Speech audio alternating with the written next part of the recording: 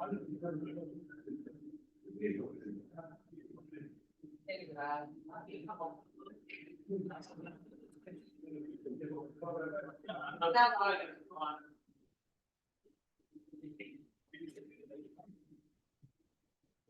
evening all, and welcome to the pre-Christmas December meeting.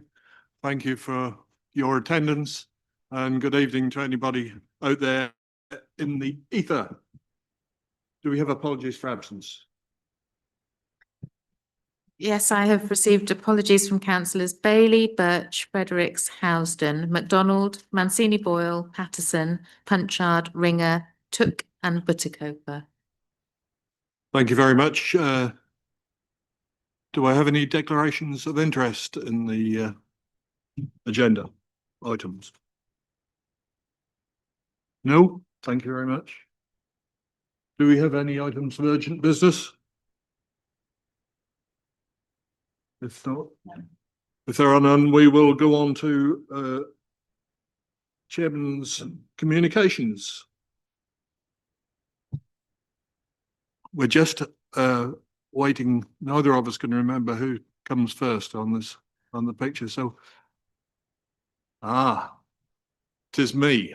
On the 20th of November, I attended Templewood at Northrops, where the Hampton bomber crashed on that date in 1940. There were 4 members of the crew, 3 died in the crash and 1 survived, and was arrested by the gamekeeper whose cottages were near, because he thought he must be German. It was sort of fairly early on in the war. Anyway, the commemoration was held there. It was very nice, except that if you can remember the 20th of November, it was non-stop hail, and we were all sheltering under our umbrellas and couldn't hear a thing. But it was all very nice, and the pictures are courtesy of ex-councillor Iosimi, who was there with his camera as ever. And I think that's me, and it's over to you, Matthew. Well, good evening all. Thank you, Mr. Chairman. Last week, Zilla and I attended the Priscilla Bacon Service of Remembrance at Norwich Cathedral. I would say, out of any event that we've attended this year, this was the most moving. Christmas is, of course, about spending time with our loved ones, with those who are closest to us, but it is also a time to sit there, reflect, and remember those who are no longer with us. Zilla, as you can see in that picture there, she lit a candle for North Norfolk, for all of our friends, our family, our constituents who will not be with us this year. The work that the Trust do, and I know past chairmen of this council have supported that charity, is really so important.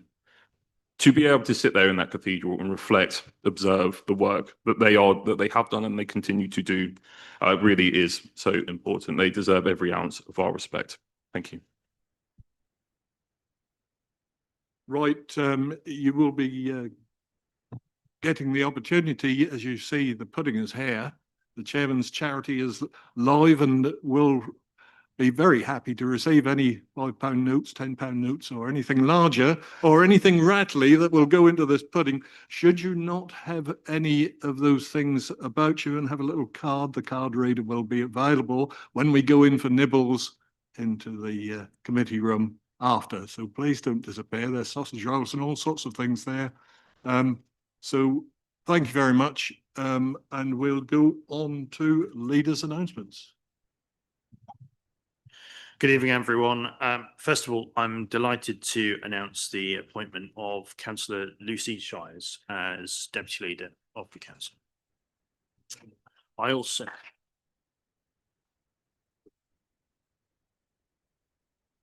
also wish to, in her absence tonight, thank Councillor Wendy Fredericks for her service in the role previously and to the Cabinet, during which time she's been an immense source of personal support to me and, of course, other members of the council, but also in providing huge energy for the Housing and People Services portfolio during a time of immense challenge and change across issues such as the rollout of universal credit, housing crisis, nutrient neutrality, the second homes premium implementation, and many other successes and affordable homes and rural exception sites. Secondly, I also wish to remark on the delays to the mayoral election, which has impacted Norfolk and Suffolk in addition to 3 other areas. I do express my personal disappointment at this announcement. I feel it undermines local government reorganisation, where ours and others' support has only really been tenuous and largely due to the benefits arising from devolution. We are facing at this stage a reduction in the money and powers and no seat at the national table for at least an interim period, though my scepticism questions exactly how long this will be. We also face gaps in local funding following the cessation of the UK Shared Prosperity Fund and Rural England Prosperity Fund, which was, of course, originally meant to replace EU grant funding and was to be replaced by mayoral funding again. So it remains unclear if devolution arrangements will be subject to any further review, but it's very likely projected spend on projects delivering economic growth, environmental interventions, and other investments will reduce by at least 2/3 in the interim. And I think this puts progress years behind. And as far as I'm concerned, it's completely unacceptable. On a happier note, I'm pleased to observe the progress that has been made towards securing a 7-day-a-week hourly train service at West Runton. And I wanted to thank our partners at the Bitton Line Community Rail Partnership and our own members who I know have contributed to that outcome. And lastly, of course, it goes without saying, it is Christmas, and I wish all members and staff an enjoyable and restful period of time off after next week. And I thank you all for your service to this council and for our communities across Norfolk. Thank you, everyone. Thank you very much, Councillor. I've just tested you by seeing whether you noticed that I hadn't referred to item 2. So can we approve the minutes of the last meeting, please? A show of hands.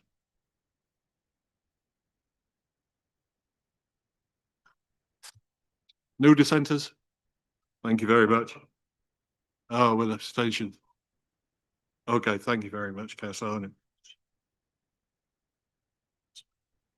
No? Okay. Right, where are we now then? Petitions. Item 8. No. Oh, no public questions or statements, I believe. And then we go on to petitions. We do have a petition, read the Sheringham bus station. I don't know whether it's not really for us, but we've been copied in. I don't know whether the leader would like to speak. Yes, thank you, Mr. Chairman. Clearly, this is not a matter directly for us, given the responsibilities for public transport in this respect. Currently sitting with Norfolk County Council and other issues related to the shelter, of course, to Sheringham Town Council. However, all I can say is that we would be happy to contribute to discussions alongside those counterparts and with the community in seeking a project which has general support. I do feel that would be possible, and I think it's important Sheringham receives the investment on the scale originally intended by the government funding. It has been clear that there's certainly a significant sense of public ownership and appreciation for the shelter due to its character, heritage, and general contribution towards the street scene in Sheringham. And clearly, any proposals emerging would need to ensure its preservation. So, yeah, in short, obviously, we certainly don't have any direct involvement in this matter, but we would certainly wish to realise an investment in improvement in public transport provision in Sheringham. We don't want to see that money disappear. It's not a strategic question for ourselves, but if we can play any role in future, then we will gladly try and do so. Thank you. Thank you very much. I don't propose to open this for debate, but if there were any other comments, briefly, it would be okay. No? Okay, but thank you very much. We'll go on to item 9, appointments to committees, subcommittees, working parties and outside bodies. Again, Councillor. Thank you. Just wish to propose the replacement of Councillor Boyle on the Governance, Risk and Audit Committee with Councillor Fredericks. Thank you. Thank you very much. Councillor Cushing. You said, sorry, I missed that part. Can you just repeat which you proposed for? Sorry. Sorry, which committee are you proposing for? I didn't quite pick up what Mr. Councillor Adams just said. So, Christopher, what I was just saying was in respect of the Governance, Risk and Audit Committee, Councillor Boyle no longer serving on it, Councillor Fredericks serving in her place. Thank you. Sorry, I missed the committee. None. Councillor Holiday, do we have something from Overview and Scrutiny? Yes, the Overview and Scrutiny Committee nominated myself to sit on the Norfolk Health Overview Select Committee. And I believe we need a vote on that from this committee. So if we're happy that Councillor Holiday goes forward to represent that committee, could we have a show of hands, please? All those in favour?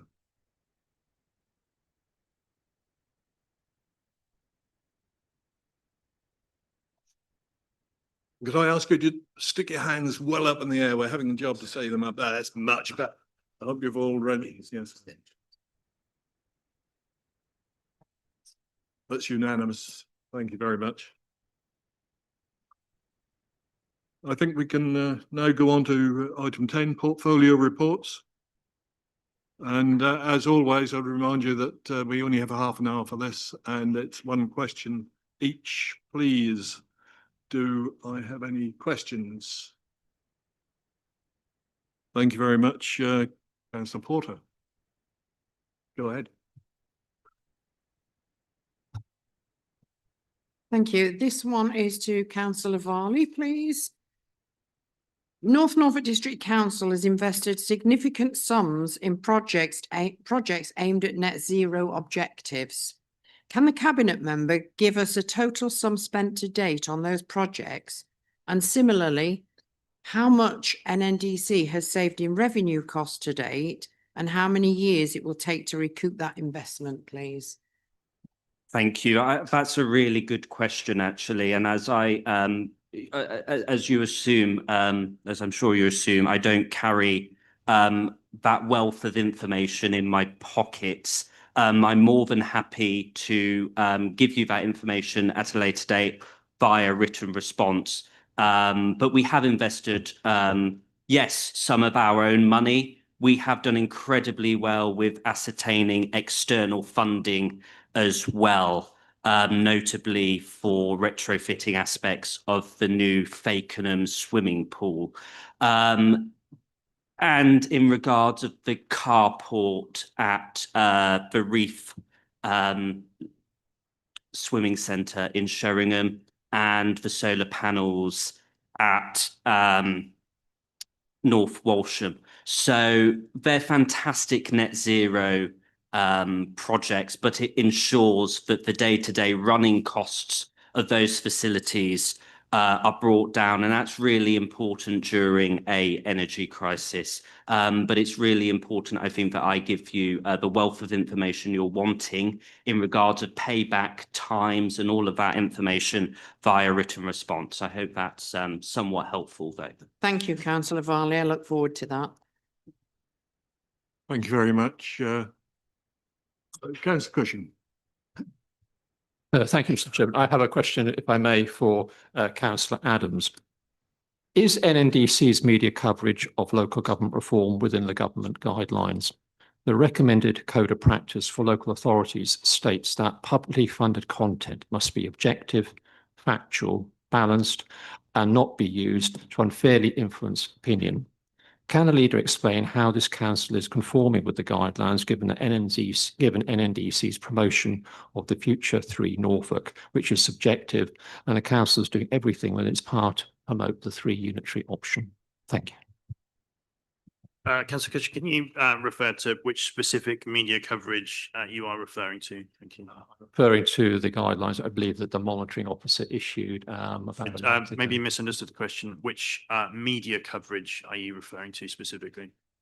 The media coverage I was referring, if you look at the online website, our own website features the Future 3 Norfolk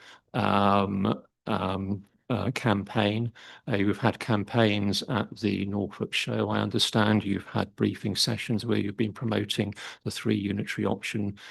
Indeed, when we actually originally had this debate back in February, the 3 unitary option was the only one that was on the table. And indeed, I believe the only one that was actually given to the external consultants to consider. They'd considered none of the other 2, any other option that might have been available. Okay, so the guidelines obviously exist, and really there has been some concern about certain local authorities, which I won't obviously name here, who have paid for material to be distributed by post. That is not something that we have done. Of course, there is media coverage in respect of this discussion, both outside of our control and in our control. But we have selected our preferences around an individual position, and that, of course, is for a 3 unitary model across Norfolk. And I'm entirely satisfied that we are within those guidelines. Unfortunately, some other councils have not been. I'm not aware of any council in Norfolk having, I suppose, had their wrists slapped in respect of this issue. If you know otherwise, then that's information that I don't know. But what I would say is that the councils across Norfolk, including those promoting other models, have engaged in similar activity to ourselves. I suppose some dissimilar activity in terms of the Norfolk magazine that was quite dedicated to the one model. But in short, I am absolutely comfortable that we are meeting guidelines. Thank you. We've had no comeback from our legal department. I am surprised, having read the guidelines carefully that were issued to all councillors, that we are not, that strikes me clearly that we are not conforming with the guidelines. But if you say otherwise, well, I'll seek probably further opinion on that. Thank you. It wasn't really a question, but I would just refer you back to my previous answer. Perhaps we can correspond on this in future. Thank you. Thank you, councillors. Councillor Leith.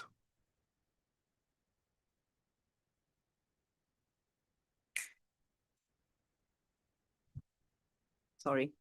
Thank you. Question for Councillor Varley, with reference to the Warm Homes Scheme and the amazing work that officers are doing on this. Is there anything that we as district councillors can do to help spread the word? Thank you for that question. Yeah, that's a fantastic question. And I just firstly want to say a huge thank you to our energy officer for all the fantastic work they are doing, ensuring that local residents receive that vital information and, of course, the access to funding for these sustainable retrofitting works. Absolutely, I think councillors should be doing an awful lot here.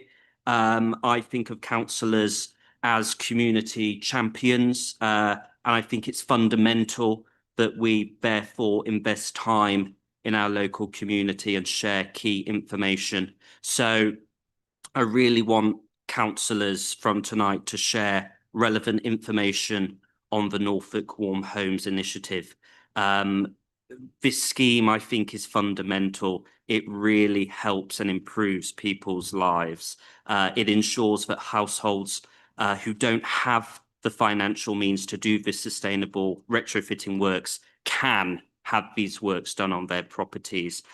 These works range from wall insulation to solar panels and also heat pumps. It ensures that residents have warm and more sustainable homes, but vitally, it ensures that they save money on their future heating bills. And Mr. Chairman, of course, that's never been more important than now in these desperate financial times with the stark increases in energy bills and such.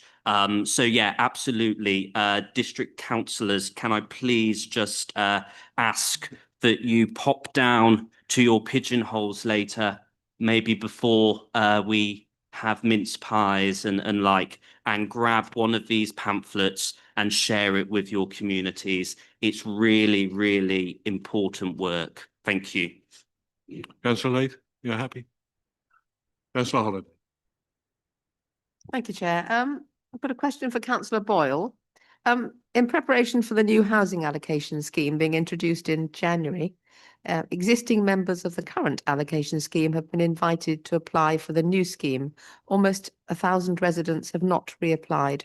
Can we be assured that no one is being disadvantaged by the switch to the new allocation scheme? Thank you.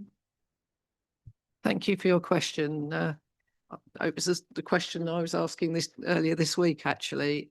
And yes, people are being contacted to make sure that they're not being missed off the scheme. And there are quite a significant number of people who are no longer wishing to be on the housing list that actually just had never told the council. So it's quite a significant change. But I'm happy that we're doing all we can to make sure that no one is missed off, because obviously that would be dreadful and they would have to start again on the list, and that can't be allowed to happen. And there is a date and they are contacting everyone. So thank you. Thank you very much indeed. I had a supplementary question, Yes. Chair. Also for Councillor Boyle, if an NDC has 29 units of temporary accommodation, why are only 19 homeless households in NNDC stock? Which I think it says in your report, page 29.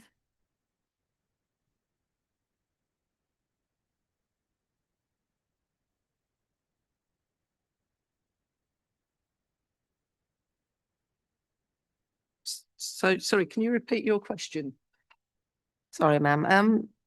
We've got 29 units of a temporary accommodation, I think it says at the bottom of page Yeah, 29. At yeah. the top of page 29 in the table, it says that accommodation of home, I'm assuming of homeless households within NNDC stock is 19.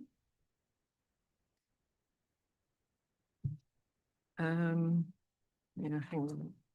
Just check, just a minute, we'll just check that. We have got 29 units. I will check the figures and Yeah. provide you a written answer. I did, there is a reason for it, I'm pretty sure, but I'll get back to you. Lovely. Thank you very much indeed. Thank you. Thank you very much. Councillor Penfold. Thank you, Mr. Chairman, and good evening, everyone. Question for Councillor Adams, if I may. Does the leader of the council agree with me that the announcement that the UK will rejoin the EU's Erasmus programme 2027, does he agree that that is very welcome news, as it will open up wonderful new opportunities for students across North Norfolk? Well, there's seldom good news announcements from government, is there really? I think every time I sort of see the daily local government bulletin or the .gov announcements with a sense of dread, really. But this was certainly one that should be welcomed. Certainly a big omission, I thought, in terms of whatever we feel about post-EU arrangements. It certainly was a mistake to have had a gap where this wasn't in place. And of course, there were, political reasons why that's emerged, but this is only a good thing. And I hope that many young North Norfolk residents take the opportunities or are able to take the opportunities that arise from this in terms of accessing language, work, sport, and so many other things. And it's, you know, it's certainly good for them personally, but I think in the long term, it's good for all of us economically, socially, and for so many other reasons. So it's yeah, obviously absolutely welcome. And I think, you know, there's been a gap where a lot of people haven't obviously benefited from that. Obviously, my generation,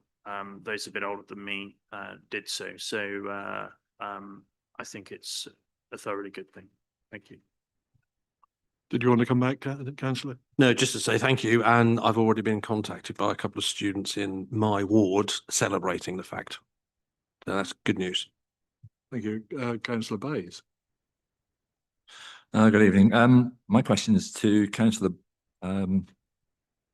Toyd, sorry. Can you give us some concrete examples of what's been achieved by the North Norfolk Skills Employment Forum? Yeah, concrete examples. That's yeah, an interesting. Can I just confirm? Did you manage to get to the last meeting? Because we did ask you for it. I thought you might ask that. No, I Okay, haven't. The okay, fine. the last one I haven't would been able be- to, but Okay. I intend to. No, well, thank you, and I look forward to having you there. It's obviously fairly new. It's still in its first year. We have gone through a process of workshops where we've identified things we need to do, which is now currently into separate groups that are working on those individual issues to give real results. So we have progressed from somewhere that discussed the issues to bringing all the people on board from across the both counties. Really, we've got all sorts of people engaged from all sorts of establishments to then refine through a workshop we did in North Walsham to make sure that we've identified all the areas that need work, and now we are working individually on those with people, individual people leading those. So yeah, please come along and join us. We welcome input from anybody to make sure that we deliver what's needed for our residents and through the whole education thing. And just to pick up on that, whilst I've got the opportunity, I've already raised the fact that the government have they've given out all these extra apprenticeships, and I've raised that wherever I can, including at the business board, which fortunately I sit on, to say, and how we're going to make sure that we maintain access for people in rural areas. So we are working all we can to do that. But thank you for your question. And it's important that we do deliver and not just become a talking shop. Thank you. Councillor Bayes, did you? No, thank you, and I will be attending this one. Councillor Dixon first, I think. Thank you, Mr. Chairman. This question is to Councillor Varley.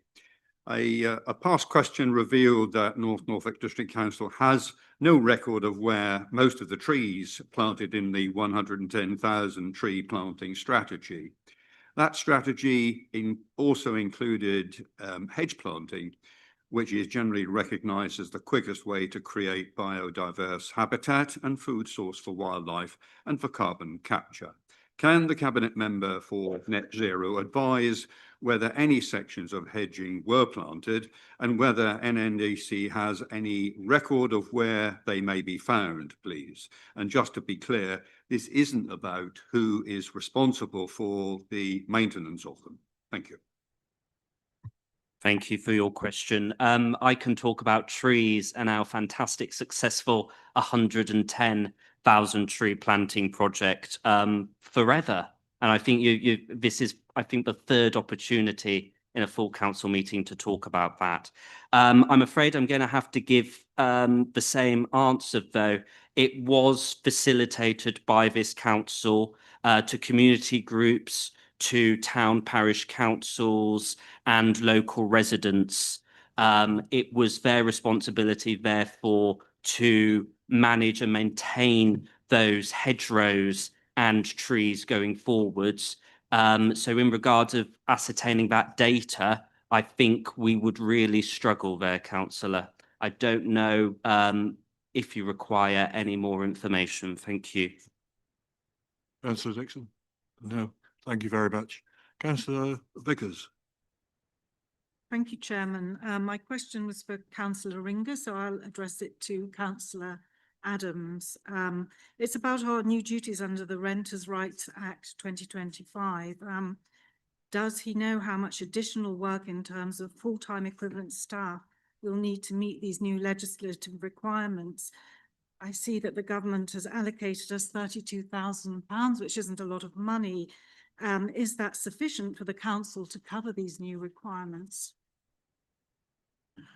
Thank you for the question, Councillor Vickers. So it's perhaps better that we do provide you a written response. I'm aware that we are working on this currently, or at least there has been work on it undertaken recently in respect of the additional workload required. Obviously, you'll be somewhat familiar with what some of that might be.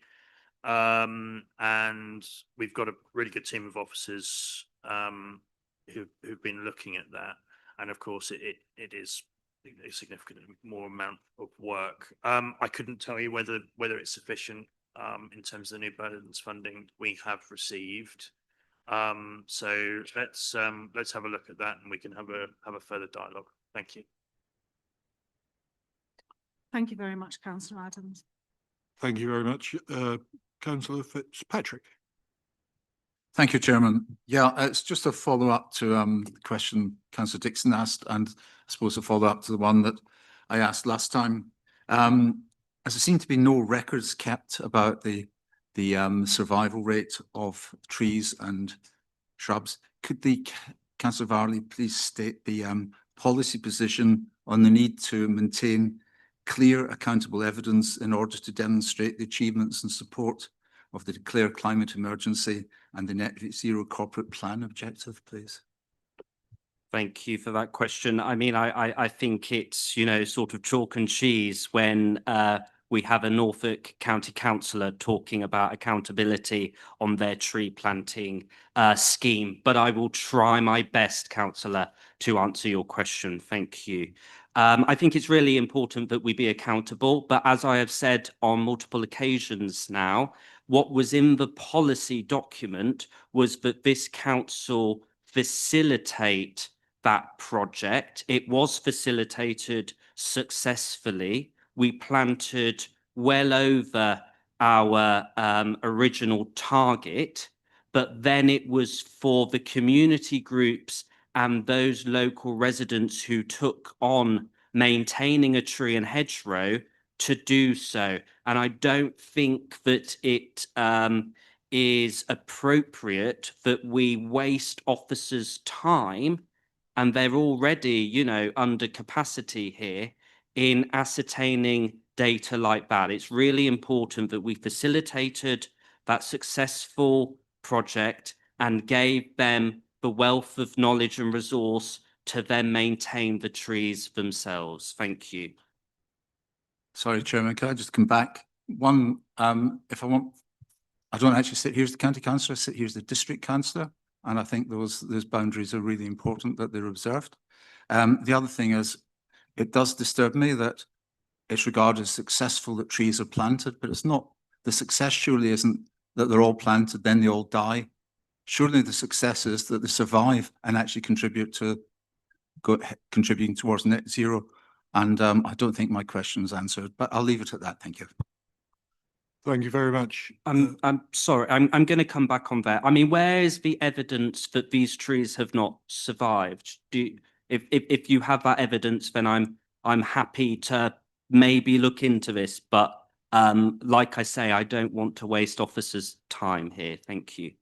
Sorry, Councillor. A point of order. I've asked the question, and I was told there is no evidence whether or not it survived. That's the point, and I don't really need Councillor Varley to talk over me, because I'm just relying on what the answer he gave me last time and the answer he gave Councillor Dixon. So there is no evidence it survived. That's hardly a successful policy. Thank you. Thank you very much, councillors. We'll leave it at that. Are there any more questions, please? I haven't seen any more hands up. We have a few minutes left. If there are no more questions, we'll close item 10 and move on to item 11, which is recommendations from Cabinet. Councillor Shires. Yes, I'm just the warm packed for Councillor Brown, as I'm sure you're all waiting with bated breath to discuss the local plan. So the first recommendation was on car parking fees and charges. Again, I want to thank the Overview and Scrutiny Committee for their boldness year on year in supporting the discussions there. And I think that we have been able to make some really good headway in where we are. So if we look on agenda page 89, the options that I wish to propose would be option 1, which is no increase to standard car parking up to and including the 24-hour tariffs, but increase car parking fees for resort and coastal car parks in line with the CPI inflation of 3.8. And then on the season ticket charges, it would be option 6, which is again the increase by inflation. I would like to make an additional proposal, and apologies to officers that I haven't given you this in advance. But on reflection, I think we've got some unrealised potential on the Hornbeam Road car park in North Walsham. If members will remember, last year we began charging there for the first time, and we really wanted to see how that was going. But I would like us to trial a £3 per day flat rate for that car park, reviewing it at 6 and 12 months. This rate is comparable to the parking charges on the Norwich side of the railway station, which is managed by NCP. And it also may reveal an additional latent demand for bus-based commuters who enjoy reduced and free travel, and they generally use the very, very popular bus stop on Norwich Road, which is not too far from that car park. So that's an additional proposal.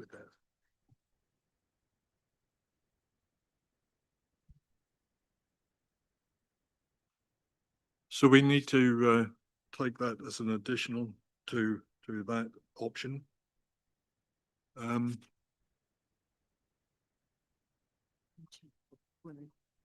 Yes, we just need the wording for that, Councillor Shivers. Okay, so to reduce the Hornbeam Road car parking charges to £3 per day on a trial to be reviewed at 6 and 12 months. I'm happy to second that if required, Chair. It's been, yes, thank you. It's an amendment, so I'm not sure whether we need a seconder, do we? Yeah, we can vote on that and then we can vote on the other recommendation. Right, okay, so we need to, we've got a proposer, Councillor Shires, got a seconder, Councillor Heinrich, on that. And so can we have a show of hands, those in favour of that addition, please?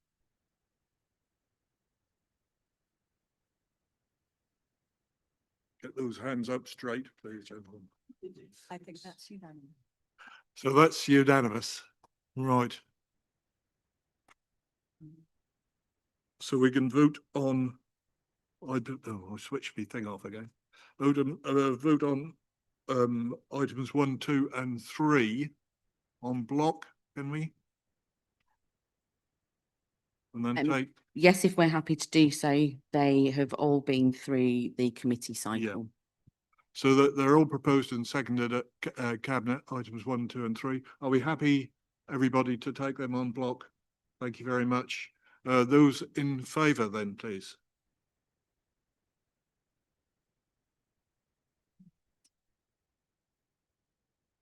So that is unanimous. Thank you very much. And then we go on to item 4 on this, which is Councillor Brown, I think. Thank you, Mr. Chairman. Good evening, ladies and gentlemen, and to those viewing remotely on e-democracy. This report before you tonight presents us with a unique opportunity to control and influence how future development will be delivered across our district until 2040. It is a consistent feature of our corporate plan in the last 6 years that we retain a policy-led planning system rather than a developer-driven one. Our nationally acknowledged record as an authority in defending appeals is testament to how robust our policies have been over the last 17 years of the current core strategy local plan. But given the many changes down the years in government's planning policy, frameworks, net zero requirements, and various advancements in planning, the time has come at long last to wave our core strategy a fond farewell. This new plan is the final leg of a 10-year marathon, sponsored throughout thanks to dedicated professionalism by our planning policy team. I place on record my sincere thanks to the team for all their hard work, and to the inspector, Mr. David Reid, for his courteous and constructive engagement throughout the detailed and examination process. It has, in terms of its evolution, had 5 public consultations, 2 examination sessions, numerous working party meetings, and has been reviewed by both Cabinet and full council at all key stages, in other words, with cross-party support. My thanks go in particular to members of the working party from all corners of the room, both past and present. With all party support, we approved the draft plan for submission to the planning inspector back in April 2023, just before the last local elections, with a near unanimous vote, 39 votes in favour and 1 abstention. Now, I realise that some members here this evening may not be aware of that level of enthusiasm for the plan presented to you, slightly amended here tonight. The inspector has recommended 68 modifications which are incorporated to ensure that the policies within it are both sound and legal in planning terms and under planning law. But before we move to a vote, it would be a bit remiss of me not to address some concerns you may have. I am not under any illusions that the plan will be challenging for members, particularly who have sites allocated or proposed village expansion within their own wards. However, we have both a legal and a moral responsibility to the district as a whole to manage development as best we can, given the constraints imposed upon us by central government. The most famous one, with which everyone will be familiar, is the new government's obsession to build 1.5 million houses by the end of the current Parliament.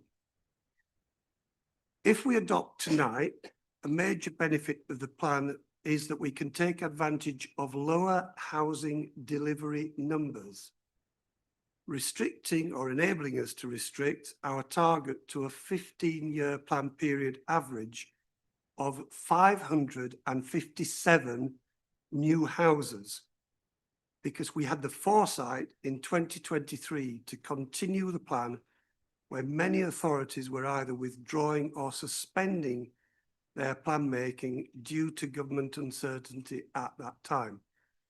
Had we done that, we would be faced with delivering not 8,900 dwellings, which is a 15-year supply at 557 new houses, the figure I mentioned, but 13,980 at an average of 932 dwellings per annum under a new alternative plan to the one that I am suggesting we support and adopt tonight. So this is an important message for our communities to understand the extent to which this authority is able to limit expansion to protect North Norfolk's unique environment and character.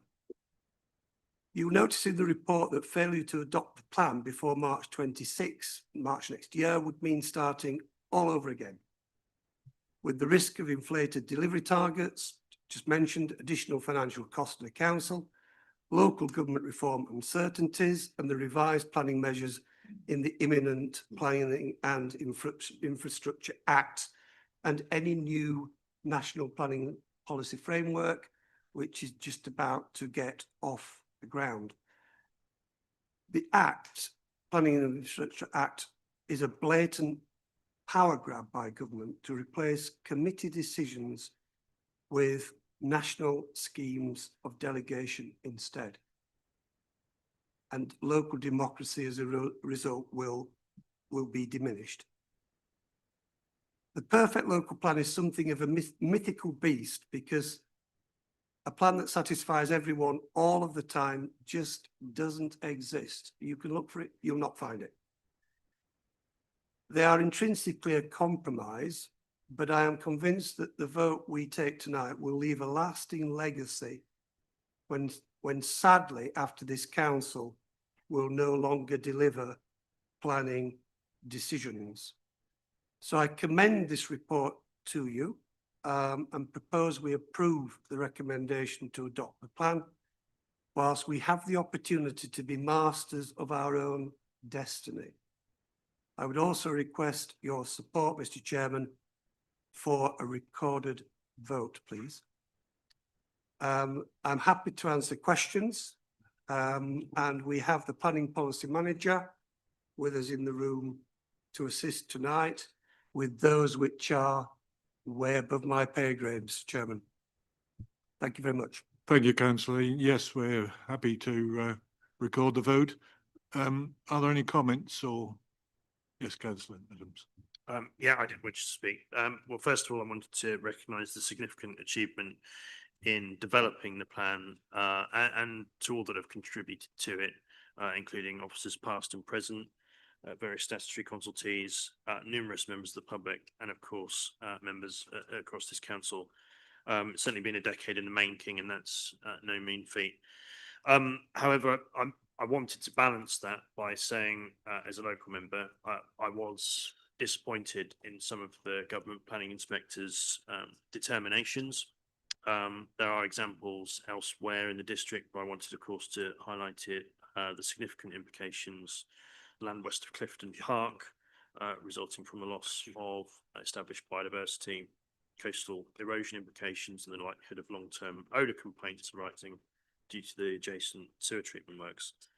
And I feel that in the government's relentless pursuit of housing numbers, many of these foundation level issues have been cast aside, and we could be paying the price for some years to come, presuming, of course, some of these sites are subject to planning applications at all in future. However, I recognise that I must take a worldview, a more strategic view at least, because as Councillor Brown has said, if this plan is not approved, these sites would probably come forward anyway as applications regardless, and we would actually, in fact, be facing a much higher number of properties overall, nearly double. And if we started that work on an alternative local plan again now. I also agreed to speak on behalf of Councillor Roy MacDonald, who could not make it today due to reasons out of his control. Clearly, he wanted to have done so, given the significance of this occasion. And Councillor MacDonald is clearly concerned about the impact on Rowton, being both a small growth village and the location of a significant development allocation attached to Cromer, but located in fact in Rowton and North Reps. And clearly that provokes some long-term questions over governance and the balance with such a large development located on the edge of a parish boundary, in some cases outweighing the sizes of the existing settlements. Secondly, raised concerns about the development on farmland, but also frustration that the local plan development process throws up such a result. So that's of course his view, and I wanted to ensure that he could have a voice and wanted to have one today, had it. But back in terms of my view, I recognise all of the work that's been done here, and I think it must be supported overall. I obviously have concerns about an individual site, as some around the room will do so for possibly local reasons, possibly reasons like me in terms of biodiversity and other matters. But we would be facing a far more significant situation were we to restart this work now, given the vast significant changes in government housing target expectations. So I will be supporting this evening. Thank you. Are you seconding, councillor? And I hadn't intended on it, but I will do. Thank you. thank you very much. Councillor Dixon. Thank you, Mr. Chairman. Mr. Chairman, my point takes nothing away from the tremendous efforts made by so many over 3 administrations and at least 10 years. But I need to raise a factual error in the small growth villages section of the plan, referenced at page 191 of our papers. And I ask that my point is minuted for the record. I must advise that Tunstead clearly doesn't meet the listed criteria to be classed as a small growth village. The matter has been raised before, but it has yet to be resolved. That said, Tunstead is at an advanced stage in the preparation of its neighbourhood plan, and the parish council would welcome an opportunity in the early days of 26 to discuss a significant housing allocation for Tunstead when its neighbourhood plan is in place. Until then, it's appropriate to freeze the 42-unit housing allocation until the error has been resolved. And it is on that basis that I'm able to fully support the new local plan adoption. Thank you, Mr. Chairman. Can we help with that, Councillor Brown or Officer Whittington?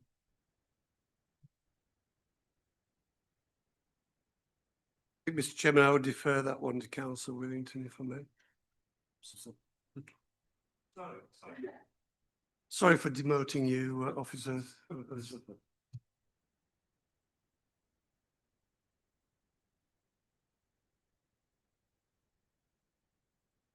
Did you want me to take that, Councillor Ray? Yeah, sorry. What's before us tonight is a local plan as modified by the inspector. It's clear that the only option that council has is to seek the adoption of a plan as modified or not modify it at all.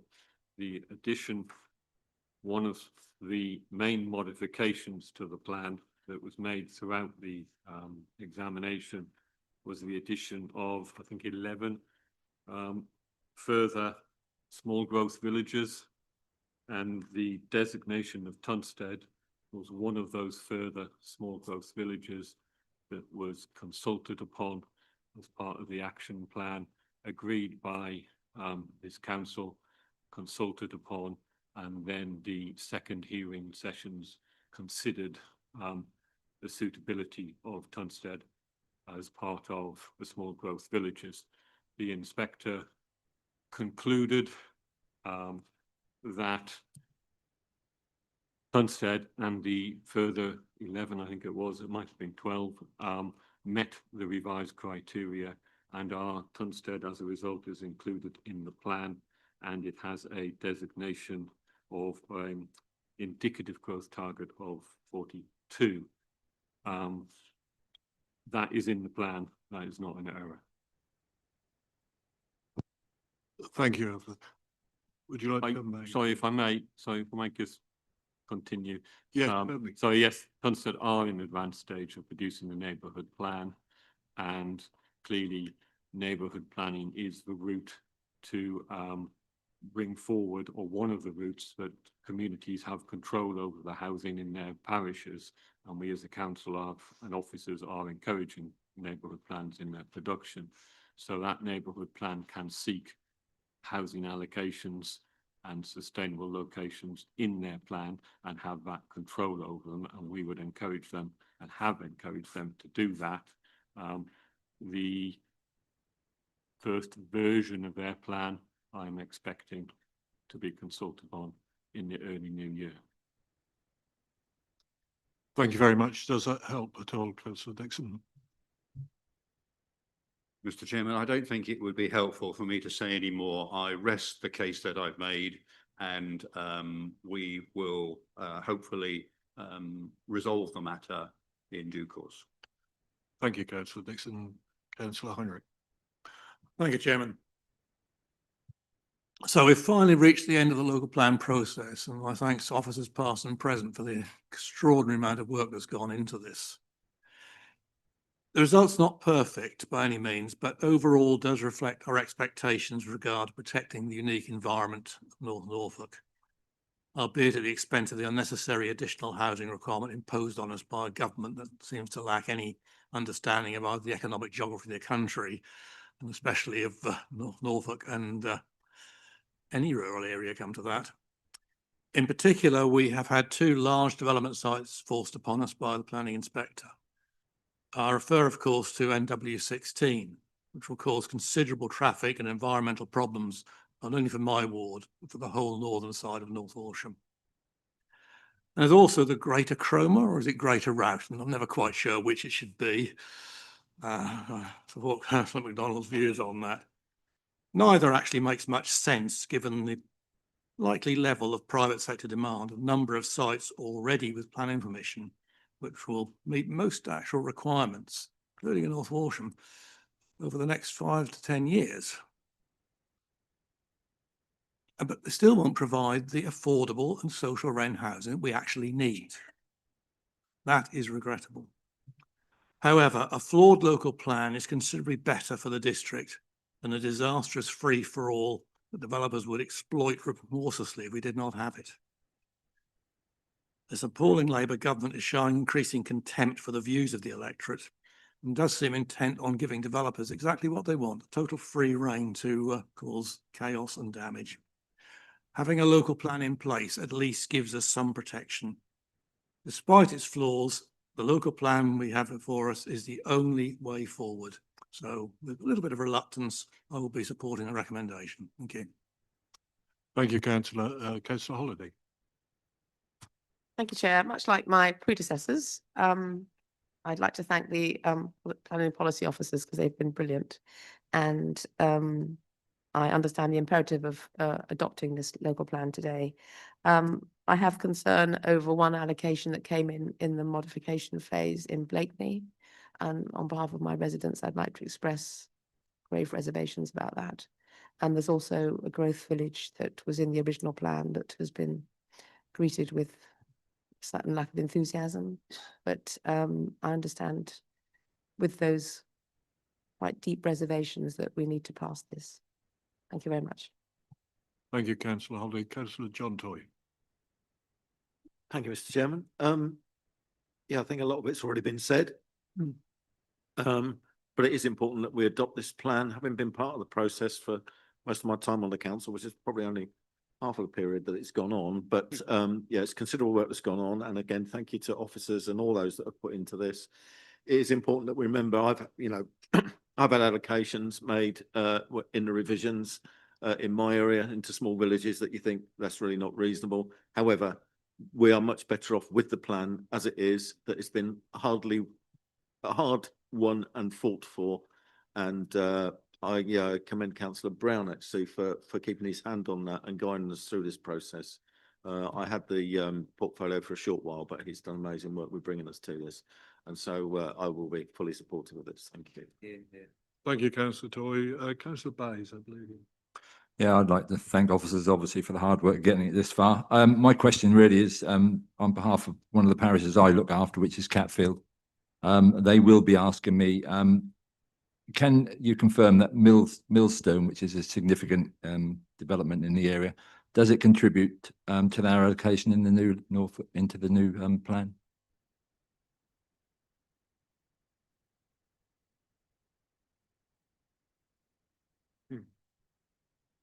Either of you would be very valuable. I think it's another one to pass to Mr. Willington, Officer Willington.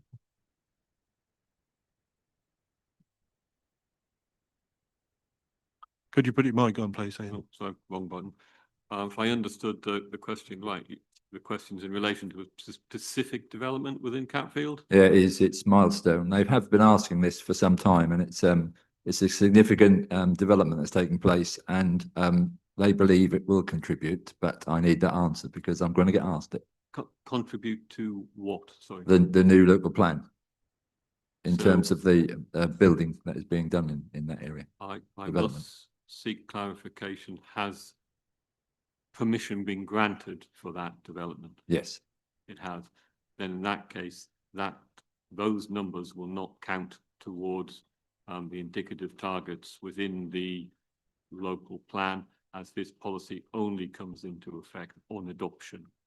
And that's quite clearly stated in the examiner's report. Thank you. Thought that might be the case, but at least I got the answer. Thank you, councillor Bayes. Councillor Shires. Thank you. Thank you to officers, as everybody has said. I know this has been much a labour of love, but thank you to all the members who have been working on this too. I know that Councillor Brown has sweated over this quite a lot since the new targets that we got. And I know that this evening is particularly bittersweet in the presentation. Like my colleague in North Walsham East, I'm going to mention NW16, which was an addition that the town didn't really feel was necessary, considering the amount of development that is going on there, and there has been additional housing developments that have come forward which aren't counted towards this figure. And the biggest drivers for that is the pressures that are already on the town. So I just wanted to, because I'm hoping that some of our residents who live in that area are tuned in and eagerly awaiting the outcome. But it's just a reminder to everybody that this isn't the end of it. We've got the planning applications that come forward where we can talk about the issues that the communities are facing, whether or not it is we need more investment in our road systems or in our health systems. All those points get taken on board and can be looked at through the Section 106 agreements. So whilst NW16 is a thorn in our sides in North Walsham, and I'm very, very disheartened that we've had to bring extra figures in to top up the government's requirements, I understand the importance of the local plan and how we are protecting North Norfolk as a whole. And for that reason, that's why I'll be supporting the plan. Thank you very much. Do I have any more comments? Councillor Rose. Yeah, I'd just like to thank officers for all their hard work on this plan. I do have my reservations in some regards, specifically to H17, the land north of Valley Lane in my constituency of Holt. To echo Councillor Adams, I am sort of very concerned about the sort of agriculture and the biodiversity side of things. But in the grand scheme of things, I can recognise that this plan is needed, considering the government targets, and I will be supporting this plan. Thank you. Thank you, councillor. Do I have any more questions, comments? Thank you. Well, I certainly would just like to reiterate some of the comments that have been spoken tonight, and thank officers both present and past. And it has gone on for an awfully long while. I've only been on this council for a few years, and it's been going on ever since I first came here. And it's been a process that's looked at the minutiae of the whole thing, and we're not completely in the charge of our own destiny. So I think we've done very well and done the best we possibly could in the format that we've got. So I think we can now go to the vote. We have a proposer and a seconder proposed by Councillor Brown, seconded by Councillor Adams, and this will be a recorded vote, and I think we're ready. Thank you. So members, we're voting on the recommendations, page 159 of your documents, and in the front, if you could respond for, against, or abstain. Councillor Adams. For. Councillor Beatty. Councillor Bayes. Councillor Blathwaite. Four. Councillor Boyle. 4. Councillor Brown. Councillor Cushing. 4. Councillor Dixon. Councillor Fisher. 4. Councillor Fitch-Tillett. Councillor Fitzpatrick. Councillor Fletcher. 4. Councillor Gray. 4. Councillor Hankins. 4. Councillor Heinink. 4. Councillor Heinrich. Councillor Holiday. Councillor Leith. 4. Councillor Netherway. Councillor Penfold. 4. Councillor Porter. 4. Councillor Rouse. Councillor Shires. 4. Councillor Taylor. 4. Councillor Toy J. 4. Councillor Toy K. 4. Councillor Varley. 4. Councillor Vickers. Councillor Withington. 4. It's unanimous. Thank you, everybody. That was unanimous. A great piece of work. Out of the way, thank goodness. We go on to item 12 on your agenda, recommendations from the Overview and Scrutiny Committee. Councillor Holiday. Thank you, Chair. Regarding the Cabinet recommendations, the Scrutiny Committee supported all of the following recommendations to full council. The car park fees and charges 26-27, and the council tax discounts and premium determinations that you have just seen. We didn't comment on the local plan because we didn't see it. I'd just like to raise 2 points. We wanted to emphasise the importance of our market towns and the need to keep standard hourly car park fees constant. So that was something we highlighted in our discussion about car park fees. And also that Cabinet should be mindful of the inconvenience for cash users caused by using small change, such as 5p coins. We had quite a debate about the use of cash and the need to make sure that it wasn't too inconvenient to continue to use cash for our car parks. Thank you, Chair. Thank you very much, Councillor. We can go on to item 13, our programme of meetings. Is that you, Councillor Adams? Yeah, happy to propose the recommendations, subject to any discussion. Thank you, Chairman. Thank you. Programme of meetings then. Yep.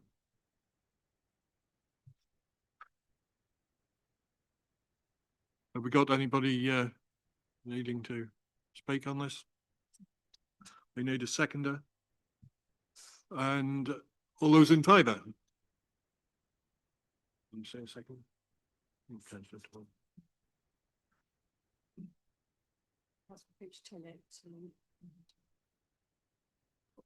Councillor Vickers. Unanimous. Right, that's unanimous. Thank you very much. Right, on to item 14. And it was the pair substructure works. Councillor Shires, just to remind you that there are purple pages at the end of this document. So we would need to go into private session if we do get to discussing those, but I hope that we won't. Councillor Shires. Thank you. Thank you for everybody being here. I know that the pier is obviously has been historically contentious whenever we've discussed it, but it is an iconic structure within our district, and it is a Grade 2 listed structure which will be 125 years old next year. So the report set out before you highlights the need for some remedial works. The pier is safe. This is works that we had identified just after we had set the budget this year, so it wasn't included in the capital programme, and there had been some hope that we could push it into next year into the capital programme. However, that would have pushed the work needed another 12 months, which could prove quite costly. There is a period at the start of next year where it's going to be minimally disruptive. So I'm bringing it now ahead of the next budget to make sure that we maximise the opportunity and we don't receive any additional costs for not undertaking the work.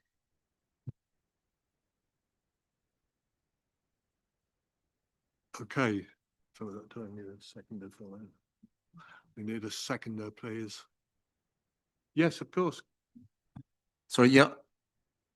I understand all these works are necessary, but it seems regularly, it's a grade 2 listed structure. It sticks out into pretty inhospitable conditions. But every now and then and all the times I've been in council, every couple of years, we get these costs and they're for repairs on a regular basis. Perhaps the time has come to have a top to bottom structural survey that looks at the pier and looks at how we can actually put in a program of maintenance that would actually preserve the structure in a better way than ad hoc repairs, and gets a regular maintenance so that it's actually it's 125 years old. So let's make it fit for the future. But we'll never do that if we keep doing repairs. Maintenance is cheaper in the long run, but maybe we need that structural survey by a specialist firm to get this addressed. So I'm supportive of the funding, but we need to make sure it works. Councillor Shard. I'm absolutely delighted to hear that there's support from the opposition for Cromer Pier. It is a huge part of our coastline, but also it's a great tourist attraction. In the report, you will see that there is going to be further bids coming forward through the capital bids process into the next budget. So there are a number of years worth of work, but if what you're requesting is that we programme the works potentially financially on an annual basis, I'm not suggesting that. What I'm saying is we need a full structural survey that looks at the fabric and puts in a process of maintenance so that we don't actually keep finding ourselves in this position. Councillor Adams. Sorry, it was a full structural survey that highlighted the need for this work. So we undertake that with regularity with a specialist firm. I just want to get that in there. It's not, it's not just some bloke we know from down the road that's just having a quick look from the foreshore. It's an enhanced structural check. It's obviously a complicated structure, highly qualified work. And that's something we do as a matter of course and have done for some time, including, I believe, when you were leader, Councillor Fitzpatrick. And that informs the work that we are planning to do. This is nothing truly extraordinary. It's, we're bringing it forward, of course, for the reasons that Councillor Shires has rightly outlined. And yes, of course, it does require, maintenance additionally to perhaps other structures because of its obvious location.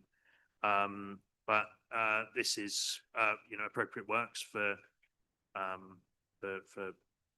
really what is required, and everything's lasting, I suppose, as you would expect. There are certainly factors that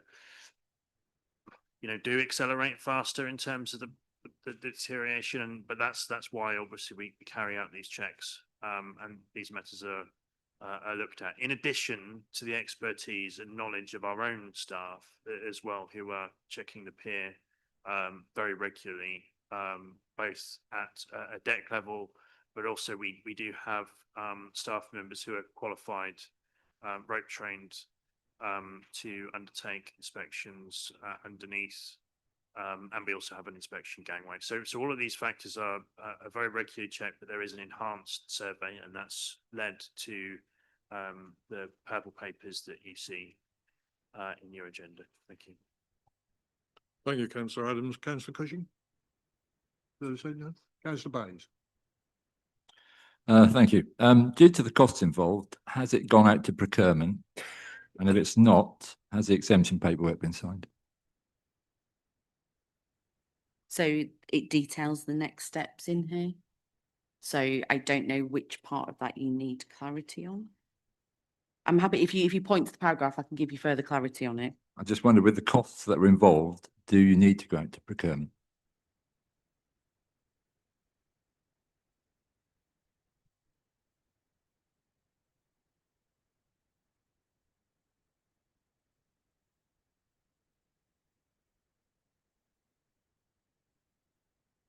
It's in there. Your Monitoring advice. officer's Yeah. advice about procurement is at paragraph 7.1 of the report, Chairman.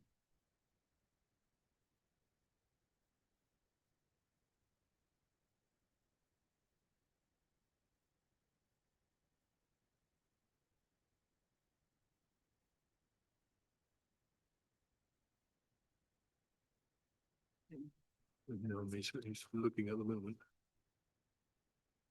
So you found that, councillor Bayes, you're happy? Okay, are we? Councillor Penfold. Yeah, sorry to be a pedant, Mr. Chairman, but it's just on page 219 in the executive summary, final paragraph there. It refers to works being carried out in January and February 2025. Obviously, that should read 2026. Well spotted. Thank you. Thank you very much.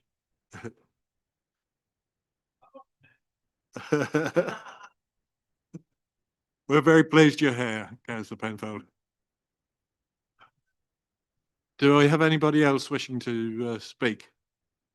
We have a proposer and a seconder. Can we go to the vote then? All those in favour?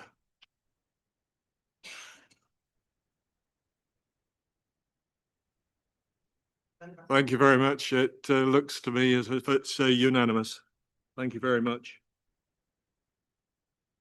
Right, there are no questions from members. Item 16, no opposition business. Item 17, no notice of motion. We've no need now to exclude press and public, and we have no private business, I believe. So without further ado, I can call the meeting closed, but the pudding open as is the room across the corridor with nibbles and drinks for your delectation.